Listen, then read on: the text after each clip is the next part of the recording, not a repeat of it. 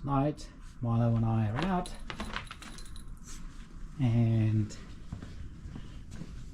on the bike I did confirm that the brake lever does work the rear brake light.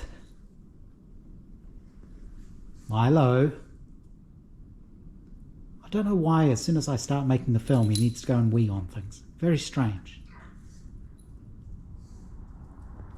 I'm watching you. Stay here. Oh boy. And I have figured out that the key switch is definitely faulty. So, oh, there we go. Sort of move it to the side, then it does make the parking lamp contact.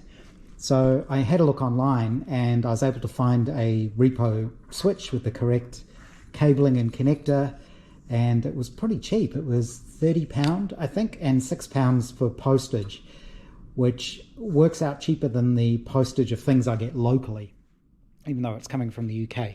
So that's on the way. I did get these little rubber gaiter things from AliExpress. These were nice and cheap. I did modify them. I had to punch out where the mirror goes just to get them over there. I haven't fully clamped this one up because I need to adjust the clutch. I've also measured out, no Milo, I've measured out on here this connector, which is what goes to the points, and even though the switch is faulty, I do get 6 volts going to that when the switch is in the on position, so that should be good enough to spark when the time comes. The seat I've given a clean, just warm soapy water and a little sort of toothbrush, scrubbing brush. It's come up okay. Oh, there's something a bit sticky on there. Need to clean that off. And on the underside of it, that's been coated with the Brunox, so the rust is all gone.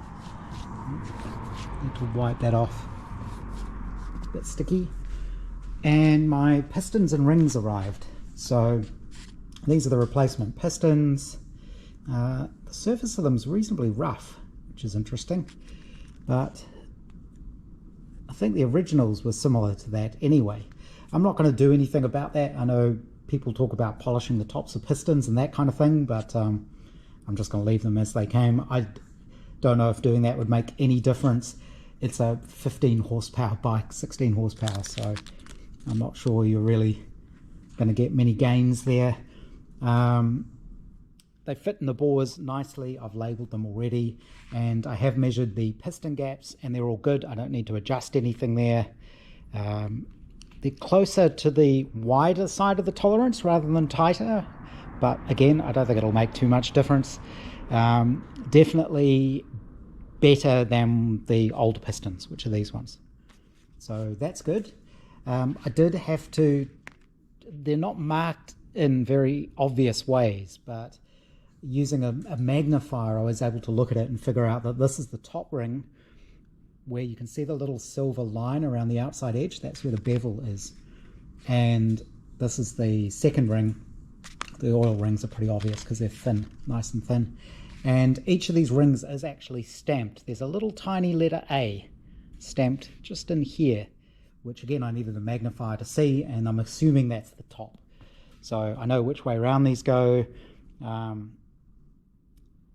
could actually fit the pistons already to the crank. I didn't think of that, but I'll wait until I've got the hone. So then it's just a matter of fitting these. I'll probably warm them up to make it easier to slide the gudgeon pin through, and just waiting for the hone to do the cylinders, and then I should be able to get this engine back together. This is just sitting there. I've got the new gasket in there. It's like a rubber gasket. It was a little bit stretched in a funny way, so I've just got it sitting in its groove, sitting on there just to help hold its shape.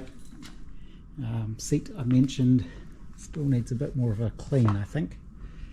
And the seat hardware, I cannot remember where this bit goes. It is part of the seat hardware. Seat mount came out of that bag at least. These little rubber stoppers, I've ordered replacement ones just off AliExpress. They do little buffers that they're used for car doors or car bonnets and boots. So I just had a good search around, and then I was able to find some that are basically the exact same size and shape and fit the same size hole. So that's good. I've got those on the way. And these go under the seat catch. They're little oval ones to give it a little bit of wiggle room, I think. At first I thought they'd been squashed, but no, they are actually like that. And there's a little grommet with an oval hole to accommodate those, but those are pretty mangled up. So what I will do is I will draw these up in CAD, and I will print some new ones out of TPU plastic. That's pretty easy to do. I'll probably just replace the nuts and bolts, because 6mm nuts and bolts, I've got loads of those. There's been a second coat of RedKote in the tank. I've got it leveled out so that hopefully all the excess drains out of the drain tube. And I have painted in my new little indoor spray booth, which is a seed propagator, but we weren't using it for that, so I figured I'll repurpose it and use it as a little booth for painting small parts. This is the seat hardware that I've painted in there, and those two little clamps are actually, they hold the ignition wires. I think they go on, they may actually clamp to where the exhaust pipe clamps on, under these. Not sure. I saw that in the book somewhere. When the time comes, I'll go through the parts book, and that'll make it obvious. Hopefully. These are getting very well worn, but it was absolutely useful printing these out. No, it doesn't go there. Ah, yes, is that them? No. It'll make sense. I haven't found the little grey clip yet. It may be sitting in the bottom of one of these boxes still. But that would be the only piece I've lost. And apart from that little, this is the only piece I'm not exactly sure where it goes yet, but I'm sure it'll make sense. I may replace some of these washers and things, but they're okay. It's ACF 50 that they're in, just to stop them rusting. And I think it's probably where I'll leave it for tonight. I have been playing with the filming format that I'm using, and I think I'd mentioned that films were taking forever to upload, and I eventually figured out it's because my editing software is, or was for some reason, really blowing up the file size. I have no idea why, because it was basically the same format as comes off the camera, which is just a little GoPro. But I fiddled around with the settings and I tried some experiments, and I've got some settings now which don't blow out the file size, which means it's actually faster to upload them again. I don't know if it's made any difference to the quality. Hopefully it all kind of looks the same. I really don't know. I don't bother actually watching my own films unless I need to go back and reference something, which is half the reason I make them, so I can see what I'm doing. But I think that's enough for tonight.